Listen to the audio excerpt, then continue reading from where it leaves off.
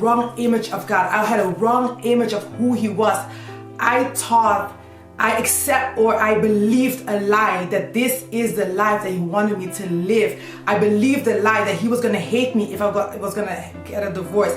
I believed a lie that He was not going to take care of me once I broke the silence. I believed a lie that there was no way out for my situation. I believed the lie of the enemy for my life. I did not have a good image of God. Yes, I preached the gospel. Yes, I discipled so many girls. Yes, I was involved in ministry. But there's a difference between serving God and knowing God.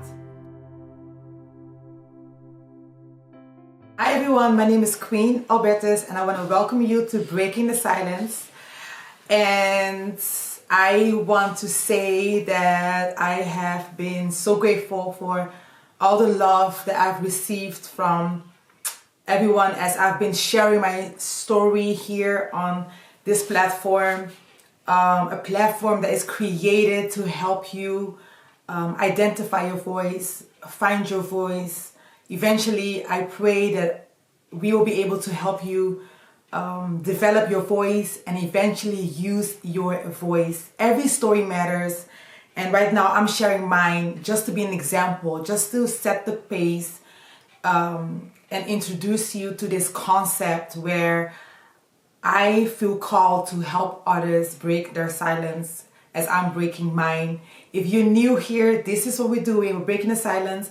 And I also want to encourage you to like, to subscribe, and to also share this platform, this episode with so many people possible.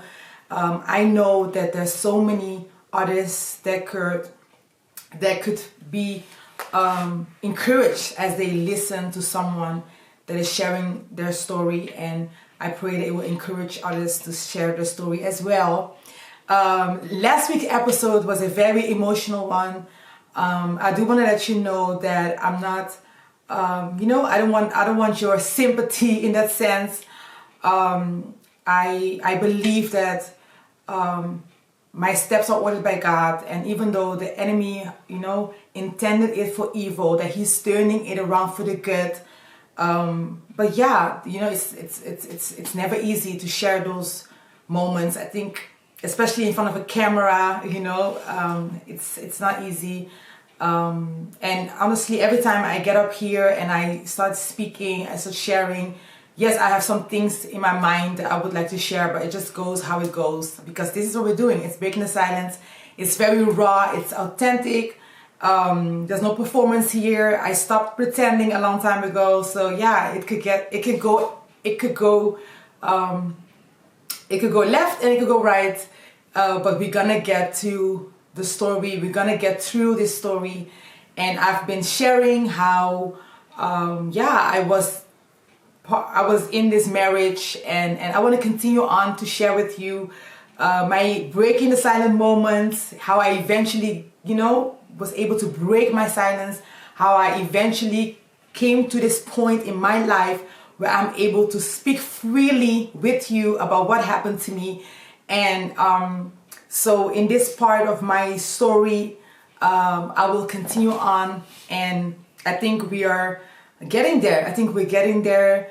I would like to hear from you. Please leave a comment, leave something that stood out to you every single time. Again, if you feel like sharing, I would love to hear from you. I would love to build a connection with you. I would love to build a community where we can just confide in one another. And sometimes it's easier to share your story with somebody that you don't know first, because it could be less intimidated. So I'm here for you. If you want to talk, if you want to speak, if you want to text, please leave a comment, send me a DM, follow us, Breaking the Silence, and we are available for your service, okay? So I was thinking about the last episode, and I remember sharing, how I finally, discovered or was told about my husband's addiction to cocaine, to heroin, eventually in that time, and how difficult it was for me to having to accept this reality. Even though I felt it, even though I sensed it, it's so different when somebody admits to you that this is really what's going on. And that's how I found out that I was in a deep crisis. But after 3 months of him being in recovery, we got back together. Just a few people knew about, what was going on in our private life. The outside world was still, looking at this power couple, was still looking at Queen, the leader of leaders, who's, doing so many different big events, who is still discipling, who's still available for so many people to their service. That's the person that I was, guys. Like, I want you to know that. And I want you to know that there's people in your environment that have so many deep secrets, but their life portrays something so differently. And the reason why I can tell you that is because I lived that life. And that's the reason why I share all these details. I share all these details not for you to feel pity for me, but I share all these details with you to show you how dangerous it is and how dangerous it could be when you're able to mask away your personal life and portray a life that is not the truth. And I am the first one to admit that I am guilty of living a double life. And I'm also guilty. I want to admit to you that, yes, of course, I didn't deserve what happened to me, but it did happen because I allowed it. I want to take responsibility. And I don't want to say that, I deserved it, because no woman deserves to be treated like, no person deserves to be treated or mistreated or deserves to be abused, nothing like that. But just the fact that I allowed it to happen shows the lack, of, it shows the brokenness that I had inside. It shows the wrong image of God that I had. I had a wrong image of God. I knew about God and I served God and I loved God and I wanted to live for God. I wanted to worship God forever, but I had a wrong image of God. I had a wrong image of who He was. I believed a lie that this is the life that He wanted me to live. I believed a lie that He was going to hate me if I was going to get a divorce.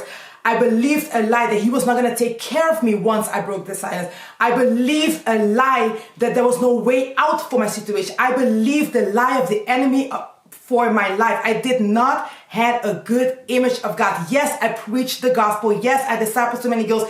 Yes, I was involved in ministry. But there's a difference between serving God and knowing God. And sometimes when I think about that, that was my biggest red flag. I was serving God, but I didn't know the love of God, because the love of God would never want that for me, And so that's the danger. And I was leading so many people to God, but I was so far away from the truth of the love that He has for me, that He loved me so much that He was going to find a way out for me. And for 7 years, I had this wrong image of God. And for 7 years, I was being molested and I was being tortured and I was being called so many different things. The most ugliest things, the most ugly situations, the most, honestly, the most embarrassing situation. I was embarrassed so many times. And I don't even want to go into much details because I think those things don't even matter. But I've been embarrassed so many times because of this marriage, because of his behavior, because of his toxicness, because of his lack of discipline. So many times that I had to take a front, I had to take responsibility, I had to, be in my masculine instead of in my feminine. So many ugly situations, guys, where it just touches your dignity. So many things that I went through just because I did not know, or just because I had a wrong image of the true and one living God. And so right now we are back together, and honestly, within 2 weeks, he was back on the streets. It was COVID year. It was a hard season. It was a season where it was easily able to stay isolated from family, because we were not able to even visit family. So it was very easy. I was isolated from family from my family for a very long time already. Since we came back to Rotterdam, to Amsterdam or Holland, it was already easy to stay away from family because we already lived for a long time in the United States. So yeah, there was a distance between me and my family, and now I'm going through so many things, so I didn't want my family to even see me. And honestly, even him, he would tell me, so many different things about my family. I would just stay away, because it was just messy. It was just a messy, ugly situation. And we're in COVID here, and after 2 weeks, when he came back from recovery or rehab, he was already back on the streets. But nobody really knew because we already, in COVID, and nobody sees each other really. So it was easy for me or for him to keep on living his life. I was in the hospital. I was really, I was losing weight. I wasn't eating. I was always full, and I thought I was full because of just being full, so I had no appetite, but it was more because I was full of stress. And some people like to eat when they have stress, but I just don't eat, so I had a very, very toxic relationship with food. And I also want you to know that every time he would, in the past, that he would, go away and, backslide, whatever, every time he would come back, he would make me, he would love bomb me, and he would try to make it up, and he would give me things and give me gifts and all that stuff. And even when we were, dating too, that's also something that I was thinking about right now, that he was really, buying me over and trying to show me that he was going to show me the world. And so I think even with the people around me, they kind of loved him too. So, so it was very hard to even talk about him, because the image, the people loved him, and he was always, especially when we were around people, it was like the best, the best. And he would, do everything for me and cook and clean. And so everybody was always so, everybody would be so, like, they were wowed, every time they would see us together. People were so wowed, I don't know why I'm mentioning this, but I just want you to, understand or get a picture of how it was, and that would make it even more difficult for me. But anyways, so right now we are in COVID year. We are being isolated, and we caught COVID. He got COVID, and I had to isolate because he got COVID, and we're living together. That was the rule. And I remember he was not able to stay in the house. He would just leave in the morning, and that's why I already knew, like, oh my gosh, this guy is back to whatever he's on, because how come he's not here? And I a year before I started working. After being in full-time ministry for 8 years, I started working again because we were now living on our own, in our own apartment. And so, I had to, make some finances. I had to start working. We were trying to get, trying to get more like stability for our house or our household, because we were so involved in the church before that we didn't really have our own house and stuff like that. So it was the first time after 6 years marriage that we were living on our own. So even that was very, very crucial, because normally we would be with so many of our disciples living with us. So that's why I think that also saved us, even though it was horrible, but still it was kind of like it saved us. And even when I think about that, like, how was it possible that we always had people around us, but still we knew how to mask away our life? I knew how to do that. So, but anyways, right now we're living on our own, and we're going through this season of him leaving me again. And everything is online. Church is online. Church was online. And so we were really isolated, but it was so easy for him to stay away for days, because he was just back on what he was on. And in December of that year, 2020, that was my most hardest season ever. Honestly, I was going through so much. I saw him change. I saw him becoming more skinny. I saw him become a very different person, you know, dark circles around him, just not eating. And I remember, honestly, I was relieved that he wouldn't come home no more. I was relieved. And one day, or during that time, the police would come over to our house a lot of times because it would just escalate, and it escalated a lot. And our neighbors would call the police, and they would call on us. And the police have been talking to me for a very long time already, because I had to go to the police. I had to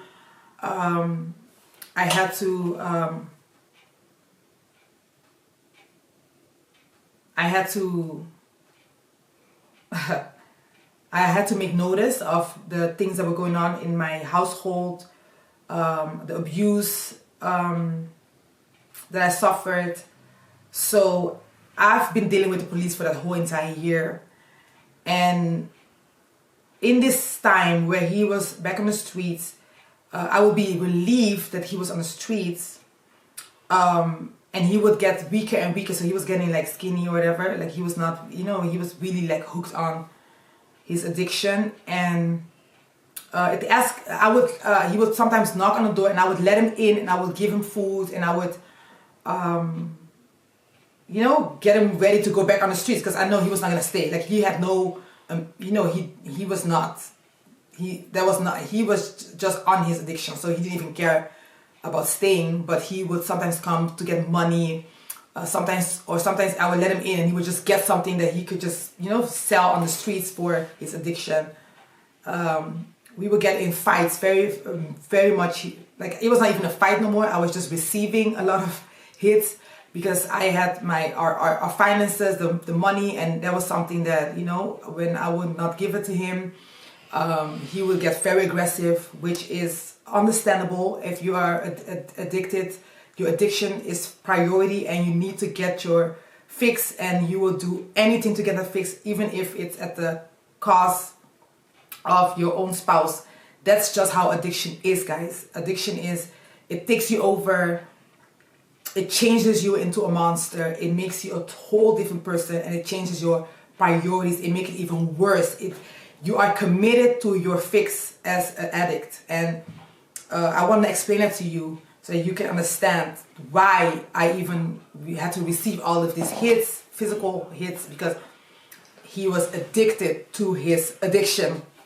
And so now we go back and forth. I allow him to come in. I give him some food, and I asked him to leave because he was taking too long of a time. And my friend at that time, I was more of a leader, but we also were co-workers.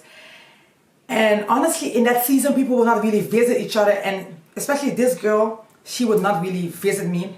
But that morning, she called me and she said, "Hey, God told me to come and visit you." And I was really going through it so much, and nobody really knew. And I remember she was coming over, and so I wanted him to leave the house before she comes over, so that I can just have this conversation with her. She doesn't even have to know. I was not gonna tell her anything about what I was going through. I was just gonna have coffee with her, and I would make up a lie again about where he was. You know, that's the way that I was functioning. So that was my plan on that day. But he was not leaving, and he started getting aggressive, so aggressive that the neighbors called the police. And the police were there, and I was sitting there and I was crying my heart out because I was in shock of my life again. And the police was so frustrated with me. And the police is like, you know, woman. And this man was, honestly, he was not even professional anymore. He was like telling me, there's been so many times that we've been coming over to your house. There's been so many warnings, and still you are, still you are allowing him to come in. We're concerned about you, because what more do you want? Because this is dangerous. It's a dangerous situation. And I was listening to him, but honestly, I was just like taking it in. I was not even giving him no answers. And I remember looking up, and the police was there, and he was my husband at the time standing there. He was in the hallway, I think, with another officer talking. And out of a sudden, this girl, her name is Lucy Shabantu, remember her name, she comes into my house and she sees me there, and she sees everything. She sees police, she sees the ex-husband, she sees him there. And that was my breaking the silence moment. That was the moment where I realized that there was no way back. That I kind of felt embarrassed about her walking into my situation, walking into my house like that, seeing me so vulnerable, seeing me so weak, seeing me so sad. She didn't say a lot, but she understood what was going on. And I remember her offering me food. Later on, another friend came to me, and that's the first time where I spoke to them about what I was going through. Yes, there were some people that knew within the ministry, within the church, they knew, but it was more leadership, on a leadership level, and it was, it was not something that people would really talk about. It was, I think that everybody was waiting for a solution. Everybody was, looking forward to a miracle or whatever. It wasn't something that was going to be announced or anything. It was a secret, something that was being held a secret up until that moment. In that moment, I broke my silence, and within 2 weeks I moved out. My parents still don't know, my family doesn't know still. I'm still going through it alone, and some people know, but not a lot of people, just the leadership and the people that I was telling. But my parents didn't know yet. They lived 1 hour away. I didn't tell them yet. I did think about moving back home and having to tell them, but then within the church, they decided to give me the advice to let me move back into the house of the church so I can stay close to the church, because my parents live, in a different city than Amsterdam, and they live in Rotterdam. So it was the advice that were given to me was to move back into this home with the pastors and with the team that was leading the church, so I can still be close, and I can, be still part very closely of everything that was going on. So I took that advice and I packed my stuff, and within 2 weeks I moved out of my house, because now I'm alone. Now it was a breaking the silence moment. It was a relief. It was an exodus. It was a way out. There was no way back. Sometimes I think to myself, how much longer would I have suffered? How much longer would I have remained silent? I don't know. I don't need to know. We will never know. But what I do know is that my earth angel Lucy showed up that day, and she helped me break my silence. It was my breaking the silence moment. It was the moment that I was released. It was the moment where I started sharing. And it was a moment where I started receiving so much love from my disciples, especially when they started to find out the things that I was going through behind closed doors, the secrets that I had, and the love that I've received in that season. I'm so grateful for it, because I didn't accept it. I didn't expect it. I didn't know what was coming after. But I remember that I felt hurt, and I felt surrounded by those girls that I served for so many years. Now they were serving me back just by being there, just by accepting the fact that I was now in a weaker position, that I was not that strong queen that they thought I was. That I was not that, now I was weak. Now I came to the end of myself. I came at the beginning of something that I didn't know how it was going to work out, but they were going to be there. They were there. And that's it, guys. That was my breaking the silence moment. That was the biggest secret kept in my life. The biggest stronghold ever kept in my life. I didn't know what was coming after that moment, but I did know that I no longer had to keep harboring all those hidden secrets that I was harboring for so many years. It was now 7 years of secrets after secrets that I was harboring, and now I was finally able to start dreaming about something else. And I didn't know what was coming, but that's what I went through in that marriage up until that moment where I was being released. And I was emotional last week, but it was more because I sometimes realized how my life was normalized. I normalized my life. Everything that I went through, guys, it was normal to me. It was normal. The abuse was normal. The lies, everything was normal to me. That was my life, and I accepted it the way it was. And now I was finally able to walk away from it. I didn't know if it was going to be for a few months, for a season. I didn't know. I wasn't sure about none of it. But I did know that now there was a freedom, there was a release. It felt like a weight came off of my shoulder that day. And I'm so grateful for that moment.